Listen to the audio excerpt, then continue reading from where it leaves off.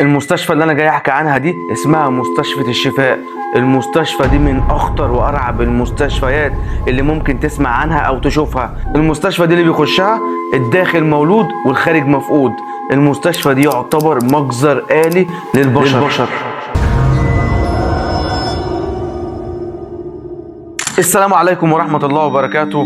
انا حبيت اكشف لكم عن اخطر مستشفى اتحطت على الارض. كان في مستشفى موجودة في مدينة اسمها مستشفى الشفاء، وكانت المستشفى دي معروفة بسمعتها المخيفة وقصصها المرعبة. المستشفى دي كانت بتعالج الامراض النفسية، بس اتقفلت فجأة واحدة في ظروف غامضة، وما كانش حد ساعتها يعرف سبب قفل المستشفى دي ايه. من ضمن الحاجات اللي كانت بتتحكي كان بيتقال ان الدكاترة بيعملوا عمليات تجارب، والعمليات دي غير قانونية ومش مصرح بيها ولا بحي ولا بميت. وساعتها وبدون اي تحذير الدكاترة دولت وهم بيعملوا عمليات، من ضمن العمليات اللي هم كانوا بيعملوها سمعوا صوت جاي من بعيد، فالدكاترة دي كلها انتبهت للصوت. وساعتها واللي محدش يعرفه لحد دلوقتي اللي الدكاترة دي من ساعة ما سمعت الصراخ ومحدش خرج منها لحد دلوقتي، والمستشفى اتقفلت تماما واصبح المكان مسكون بالاساطير والاشباح. واللي كان ساعتها في الوقت ده داير باشاعات وداير بقصص وحكايات عن المستشفى دي اللي بيسمعوا منها اصوات مرعبة. يعني الناس اللي كانت محاوطة المستشفى كانت بتسمع اصوات مرعبة، وكانت بتشوف النور من بعيد بيشتغل ويطفي. وهجيلك هنا بقى لنقطة الموضوع او نقطة القصة، واللي خلى القصة موضوعها توسع والناس ابتدت تشك والناس ابتدت تسأل هو في ايه. ان مجموعة من الصحاب لموا بعضهم كده وقالوا عايزين يخشوا المستشفى دي يستكشفوا اللي جواها ويوثقوا اللحظة دي وهم بيصوروا كل ركن من أركان المستشفى. وبعد كده الشباب دي نجحت في دخولها للمستشفى، وبالفعل ابتدوا يفتحوا تليفوناتهم، وجزء ابتدى يشغل الكشاف وجزء ابتدى يشغل تليفونات عشان خاطر يصوروا اللحظة دي. وفي اللحظة اللي كانت موجودة الشباب دي داخل المستشفى عشان خاطر يشوفوا اذا كان في عفاريت زي ما هم كانوا بيتقال لهم ولا ما كانش فيه. بس الغريب بقى اللي هم كانوا موجودين في الوقت ده كان الطقس صيفي، يعني كانت الايام دي في الصيف، فاستغربوا قوي اللي هم وهم جوه المستشفى كان الجو تلج وفي هواء وفي رياح شديده قوي، فاستغربوا. ودي من ضمن الحاجات اللي ابتدوا ينتبهوا عليها. وفي اللحظه دي وهم بيستكشفوا المستشفى سمعوا اكن حد بيمشي من وراهم. كل ما يجوا يبصوا يمين وشمال يلاقي صوت الماشية من وراهم وقفت، فاستغربوا. فهنا بقى لقوا أوضة مفتوحة فحبوا يخشوا يشوفوا فيها ايه. الأوضة دي كانت مكتوب عليها غرفة العمليات، وهم في أوضة العمليات لقوا معدات جراحة مصدية وقديمة قوي، ولقوا أوراق كتير مكتوب فيها تقارير عن مرضى كانت موجودة في المستشفى. والأغرب بقى والحاجة اللي شتتت عقولهم اللي هم لقوا صور لمرضى كان معمول فيهم تجارب لعمليات، والعمليات دي نتيجتها فشلت وماتوا. والأغرب من كده اللي الدكاترة دي لما كانت العمليات بتفشل أو التجارب بتاعتهم بتفشل كانوا بيصوروا المرضى على وضعهم، يعني كانوا بيصوروا المرضى وهي مشقوقة نصين وهي مذبوحة عشان خاطر يوثقوا اللحظة المرعبة دي. وفجأة سمعوا صوت باب بيتقفل بعنف وكل الكشافات اللي كانت معاهم اتقفلت.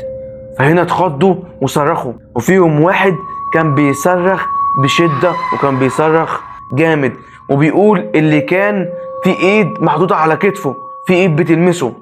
ولما ابتدوا يشوفوا التليفونات ويشوفوا الكشافات اللي معاهم شغلوها، وبالفعل لقوا بصمات محطوطة على كتف صاحبهم، والبصمات دي كانت بالدم. هنا بقى حاولوا يطلعوا من غرفة العمليات ويهربوا، لكن لقوا البيبان اللي بره كلها اتقفلت عليهم تقفيل شديد، وساعتها ما كانوش عارفين يطلعوا. وساعتها بيبصوا كده قدامهم لقوا سلم بينزل البدرون، وهنا كلهم بصوا لبعض وقالوا ما تيجي ننزل يمكن نلاقي مخرج نطلع من المصيبة اللي احنا اتحطينا فيها واللي احنا دخلناها.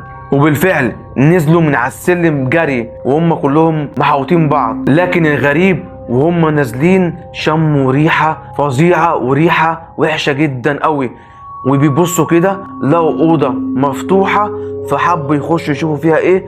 لقوا سراير مستشفى قديمة مركونة، لقوا جثث محطوطة على السراير، والجثث دي بالطبع اتحللت من سنين وكأنهم ماتوا وهم بيتعذبوا. لكن بقى الغريب واللي صدمهم وفجعهم وخوفهم ان لقوا الأجسام دي كلها ابتدت تتحرك وتيجي ناحيتهم وتقرب عليهم. وسط صراخ الأصدقاء دي وزعيقهم وصوتهم لقوا نور أحمر فاقع قوي جاي من السقف وجاي من بعيد وجاي بإشاعة ملت الأوضة بطريقة تخوف.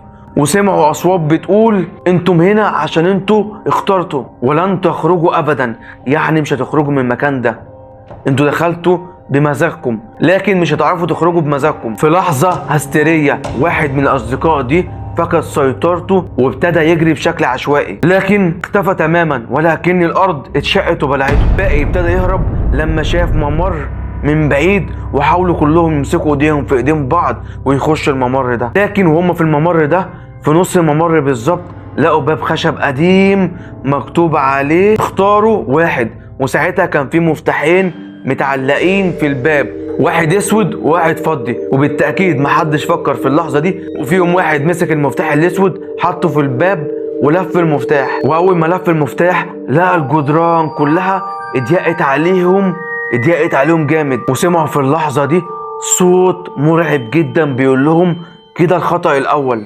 والفرصه انتهت. وفي اللحظه الاخيره الباب اتفتح وخرج منه نور ساطع، يعني نور شديد قوي.